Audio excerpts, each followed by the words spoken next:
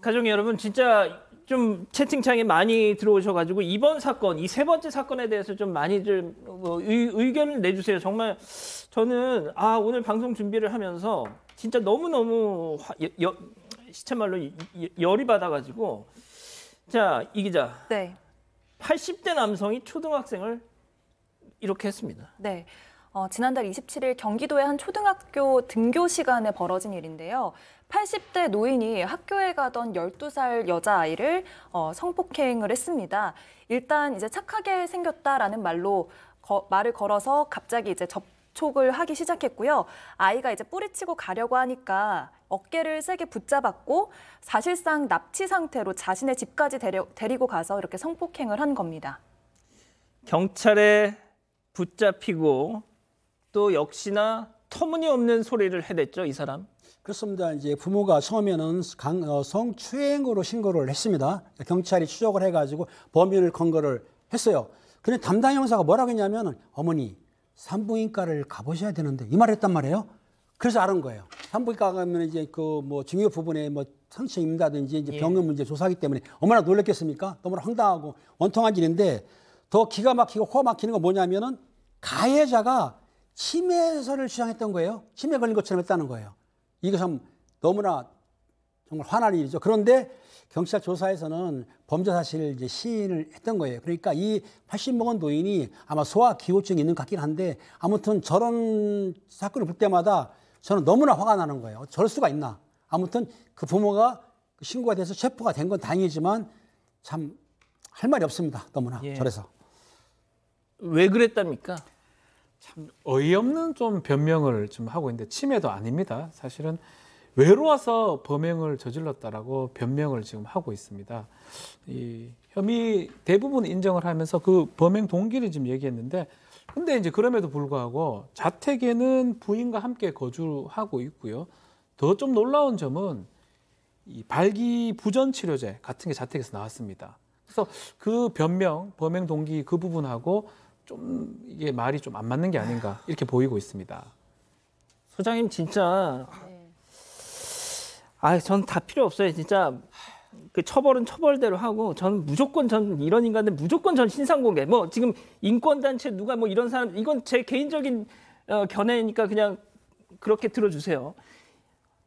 이 세상에 진짜 뭐 그 얘기를 저희가 이제 계속 하겠지만 저는 진짜 어제 이게 KBS 뉴스에서 처음 나온 건데 이거 보고 전 잠을 못 잤어요, 솔직히 저는. 네, 증손녀 나이죠. 증손녀뻘을 이렇게 추행을 했는데 그래놓고 자기 치매였다, 뭐 외로웠다라고 얘기하는데요. 노인 성범죄는 상당히 많습니다. 점점 증가하는 추세고요. 생각을 해보시면 우리나라 사회 이미 고령사회입니다. 인구의 16.5%가 노인이라고 해요. 그러니까 800만 명이 넘는 겁니다. 이 800만 명이 넘는 이 노인 중에 별의별 사람이 다 있는 거니까 청년이나 중장년이나 마찬가지입니다. 그러니까 노인이 되면 성적인 어떤 욕구나 성범죄가 줄어들 거야라는 건 그냥 저희의 생각이고요. 사실은 저렇게 성범죄를 상습적으로 저지르는 노인들도 꽤 많은 거죠. 그런데 노인들은 계속해서 핑계거리가 있죠. 내가 심신이 약해서 그랬다. 내가 치매가 걸려서 그랬다. 내가 내 몸이 잘 몰라서 그랬다. 이렇게 변명을 하는데 저는 성범죄는 나이에 상관없이 범죄다. 성범죄로 처리해야 된다라고 확고히 생각합니다. 팀장님, 조두순하고 다른 게 뭐 있어요? 조두순도 그때 참 다시 이 말씀 드리긴 그렇지만 발기부전 치료제 이게 똑같았어요, 이게.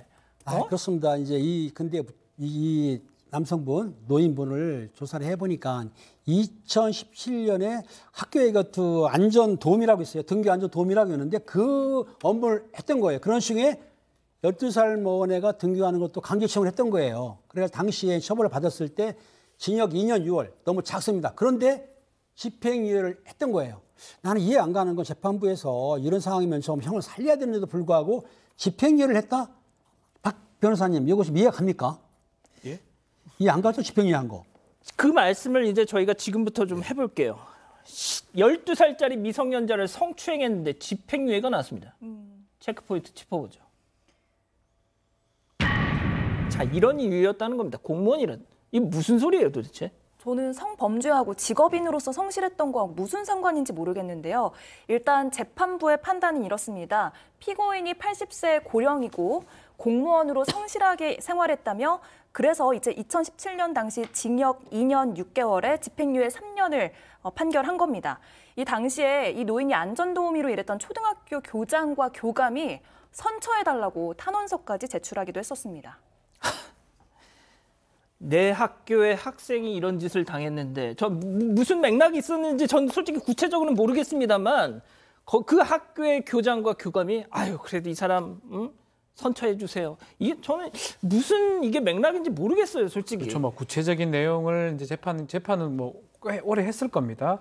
우리가 알 수는 없지만 맥락이 사실 이해가 잘 안 됩니다. 왜냐하면 12세의 강제추행이거든요. 상당히 중한 범죄로 봐야 되는데 집행유예가 되는 과정도 그렇고 집행유예 되는 계기 중에 하나가 피해자가 아닌 교장, 교감의 탄원서가 받아들여졌다. 또 그리고 지금 계속 얘기하지만 성실하게 안 산 사람이 어디 있습니까? 예. 거의 다 성실하게 사는데 그게 지금 판결 이후에 된다는 자체가 글쎄요, 피해자라든지 다른 어떤 부모라든지 이게 과연 납득을 할 수 있을지 좀 의문이고요. 또다시 범죄를 저지르지 않을까 이런 또 잘못된 점도 있지 않을까 생각이 듭니다. 자, 2017년 12살 초등생을 추행해서 집행유예를 받았는데 그 기간에 또 했습니다. 또 2017년에 강제추행을 하고 2018년 9월 달에 문화센터 가면 셔틀버스 있지 않습니까? 거기에서 무려 9세 아이를 또 성추행을 했습니다. 했기 때문에 이게 집행유예 기간에 한 거예요. 그런데 재판부는 뭐라고 했냐면 피고인이 80년을 넘게 성실하게 살았다.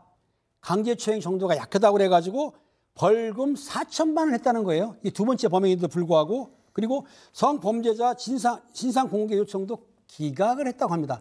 나는 재판부의 판정을 알 수가 없는데 두 번씩이나 범행했는데도 불구하고 이런 판정을 재판부가 내렸던 것입니다. 박 변호사님, 그러니까 딱 이걸 보니까 이해가 안 되잖아요. 성실하고 공무원이었고 80. 아니, 그러니까 제가 지금 저희 뭐 제작진이 저한테 흥분하지 말라고 계속 사인을 보내고 있는데 이걸 보고서 어떻게 흥분이 안 되겠냐고요. 그래서 이제 저도 이제 군 판사를 좀 했습니다. 이제 판결 이후 양형 이유를 이제 작성을 할 때 사실은 제가 봤을 때는 80세가 가장 컸던 것 같아요. 되게 나이가 많은 게 이 좋은 양형 요소는 아니지만 아니 나이 먹고 이런 차라리 이제 그것만 얘기하면 되는데 여러 가지 봐주기 위해서 여러 가지 이제 근거나 이유를 적어야 되는데 그게 납득이 안 되죠. 예를 들어서 성실한다, 잘 살아왔다, 공무원이었다.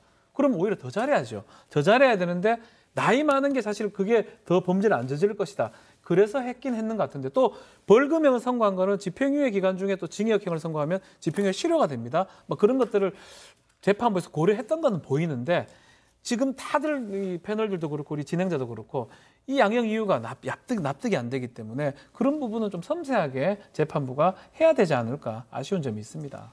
진짜 저는 말이죠. 이 신상 공개 문제만큼은 진짜 글로벌 스탠더드가 뭡니까? 다 공개하는 게 글로벌 스탠더드예요. 우리나라만 유독 피해자보다 가해자의 인권을 지나치게 감싸주고 있습니다. 지금 이 사람 아마 사람을 죽인 게 아니니까 신상 공개 안 될 거예요. 신상 공개 심의위원회도 아예 소집이 안 될 겁니다. 예? 아니 도대체 언제까지 이런 걸 그냥 안타까워만 하고 있어야 되냐고요, 이게. 자, 소장님, 제가 마지막으로 여쭤볼게요. 네. 처음 걸린 게 2017년이에요. 네. 그때 정말 이 사람이 어쩌다 자기는 진짜 이뻐해 주느라고 만진 게 추행이어서 이렇게 됐던 거라면 네. 그때 멈췄습니다. 제정신 가진 사람이면. 네. 근데 계속 그 뒤로 두 번이 더 이런 일이 벌어진 거잖아요. 자, 그렇다면 이 인간은 이게 2017년에 처음 한 게 아니에요. 네. 계속 하다가 2017년에 처음 걸린 겁니다. 네, 저도 그 말씀에 동의하고요. 두 개를 생각했는데 하나는 우리가 성도착증을 가진 사람들은 굉장히 외모가 되게 뭐 나쁘게 생겼거나 그럴 것 같지만 제가 여러 차례 얘기했습니다만 우리 주변에 평범한 아저씨일 수도 있고 이렇게 노인일 수도 있습니다. 이 아이를 이 정도로 성폭행을 했다라는 거는 아까 팀장님 얘기하셨던 소아애호증 환자인데 안 걸리고 있었을 소아애호증 환자일 가능성이 있고요. 그리고 노인들에게서 일어나는 성범죄의 대상은 어린이나 장애인인 경우가 상당히 많습니다. 그러니까 자기보다도 더 약한 자들이 공격할 수 있다는 점에서 노인 성범죄 저는 굉장히 강력하게 다룰 필요 있다는 생각 듭니다. 아, 진짜 제가 이 경우는 저희가 계속 좀 뭐 진행 상황을 계속 좀 보겠습니다. 일단 이 정도로 정리하고요. 제가 좀 너무 흥분해서 죄송하다는 말씀도 좀 드리겠습니다.